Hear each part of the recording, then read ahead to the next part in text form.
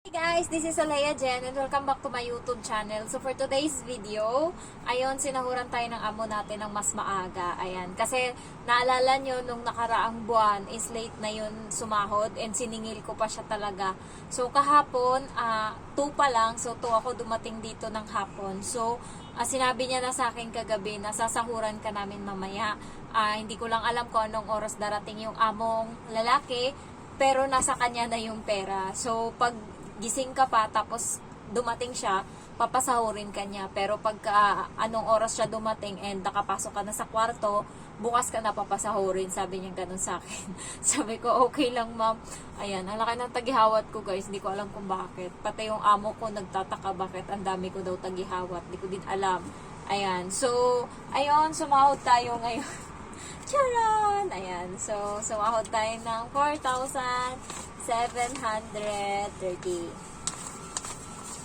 Ayan. So, magkano nga ba iniiwan ko uli? Iniiwan ko is 500. 4,200 yung sinesend ko sa Pinas and yung charge is 20 Hong Kong dollar. Sa pera natin is 140 pesos. Kahit magkano pa kalaki or gaano kalaki yung ipapadala mo, basta 20 Hong Kong dollar lang yung singil nila dyan. And then, ano nga ba, 5 months na ako dito and thank God. Ayan, so nag-thank you siya kanina. Sabi niya, thank you so much. Sabi ko kasi, hi, 5 months is over. Sabi ko ganun. And then tumawa ako. Ang maaga pa, kakagising niya lang. Tapos binigay niya sa akin to. Hindi ko alam, pero kasi simula nung siningil ko, hiyang-hiya kasi siya nun guys, namula talaga yung mukha niya. Kaya siguro hindi niya na gustong maulit na singilin ko siya uli. Kaya inunahan niya na ako. Pero sa akin naman, hindi na ako sisingil uli. Last ko na yun kasi parang ayoko na din. Pero nung time na yun guys, palaban na talaga yung mukha ko. Kasi wala na talaga akong pera. Tsaka 6 na yun, 7 na kinabukasan. So hindi niya pa din ako sinasahuran. Ayan, so nung nakita niya yung mukha ko, hindi ako namamansin. Kaya ayun, naghanap talaga sila ng pera. Hindi pa sila naka-withdraw nun. So hinalungkat nila yung mga cabinet nila dyan. Hinanap nila para masakto lang na makasaktong sahod ko. Ang tagal nilang ginawa.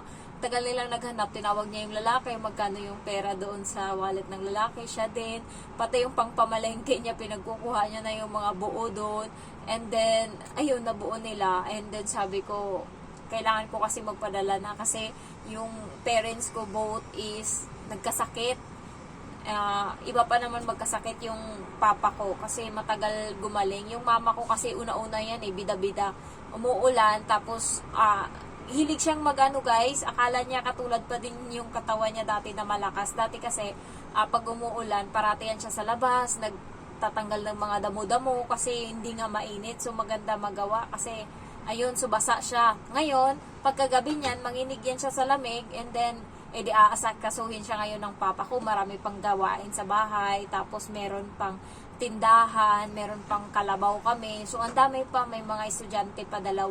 So, pagkatapos niyan, edi taranta na yung papa ko kasi siya lahat. Edi siya na din yung sunod na magkakasakit. And then, pag yung papa ko yung nagkakasakit is 1 buwan talaga. Kaya, nung time na yun, na-stress talaga ako kasi naranasan ko yan na 1 buwan siya mahigit na hindi na nilagnat. So, kailangan ko talaga magpadala ng pera para in case meron silang magamit agad. So, ayun na nga, siningil ko talaga. Wala na talaga, kapal-kapal na yung mukha ko.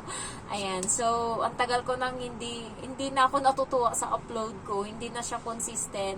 Ngayon, hindi na ako nakakapag-upload ng katulad dati. Ayan. So, thank you so much guys. Nakaraang buwan pala of October. So, meron akong sahod sa YT sa YouTube na 108 US dollar. Sa pera natin is nasa 5,500. Ayan, so sa 1 buwan ko ditong sahod sa YouTube is 5,500. And thankful ako nun kasi wala naman akong ano lang talaga, tiyagaan lang talaga yung pag-upload ko and consistent. Pero kasi wala akong naipon na upload nung nakaraan or wala akong naipon na video kasi nga tinatamad ako. So, kada Sabado kasi ako nag-iipon ng video. Kaya minsan, pagkatapos ko mag-film, mga 5 film or 6 na film yung ginagawa ko, 6 na video, paus na talaga ako pagkatapos niyan. Kaya ginagawa ko ngayon is kada umaga ako mag-video pag-alis ng amo ko. Pero minsan, wala, naloloading na yung utak ko. Wala na ako maisip na content. Kaya, minsan napapabayaan ko siya. Pero buong araw ako niyang stress, buong araw ako niya na nag-iisip. Ngayon nga, I only have 10 minutes left bago umalis kasi pupunta ako doon sa parents ng amo kong babae kasi mag-aaral yung bata ng English. Kaya doon ako and doon kami maghahapunan. Ayan, so sinaglit ko pa talaga to para may ma-upload ako mamaya and para bukas to ata or mamaya tignan ko na lang. Ayan, so ayun lang guys, thank you so much sa lahat-lahat ng mga blessings and isa kayo doon, part kayo doon ng pag-grow ng channel ko. And yung pera na sinasahod ko pala is iniipon ko siya kasi dinadagdag ko siya sa bahay and nilalamanan ko rin yung kabayan savings ko. Ayan, so naglalagay ako doon ng kada sahod ko 1,000. Ayan, so kasi sa kabayan savings, yung passbook is pagka naka 5,000 kanyan, meron silang interest na inaano na kada buwan. Kung may 5,000 ka na pondo dyan, tumataas every buwan. Hindi ko lang alam kung magkano, pero point lang yan kasi yung sa video ko. Minsan na may pumapasok na 0.50, ayan. So 0.50 is parang 50 centimos, ganon, yung pumapasok every buwan. Maliit talaga, kaya hindi, pero okay lang yan kasi savings. Pero kung gusto nyo is maganda sana itayo ng business, kung meron kayong pera, business. Pero kung wala kayong aasahan na, yung maaasahan na sa Pinas, mahirap talaga ipagkatiwala yung pera.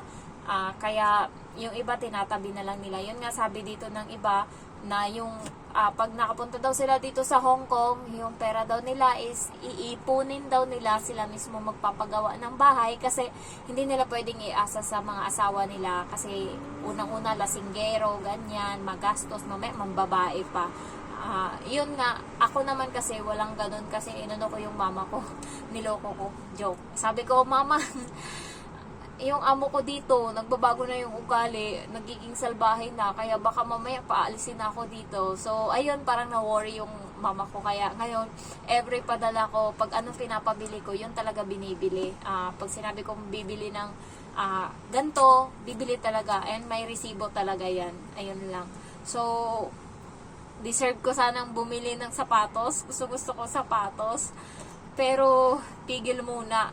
Ayun. So, sa December, malaki-laki yung ipapadala ko kasi sahura namin nun sa Paluwagan. And then, makakaano na ako nun. By faith, mga next year, makakapagawa na ako ng bahay. Ayan. So, tiis-tiis lang. Ayan. Yung tinitira ko dito na 500, octopus and then load. So, may 300 na natira. Yung 300 na natira is yun yung gagastusin ko sa isang buong buwan. So, may apat na day off. Gumagastos lang naman ako kada kumakain. Tanghalian lang naman ako kapag day off. Tanghalian, so 50. Ayan. And then, hapunan ko is cup noodles, isang peraso lang. So, ayun lang naman. Umaga, hindi naman ako kumakain. Bumibili nga lang ako ng prutas, tinapay.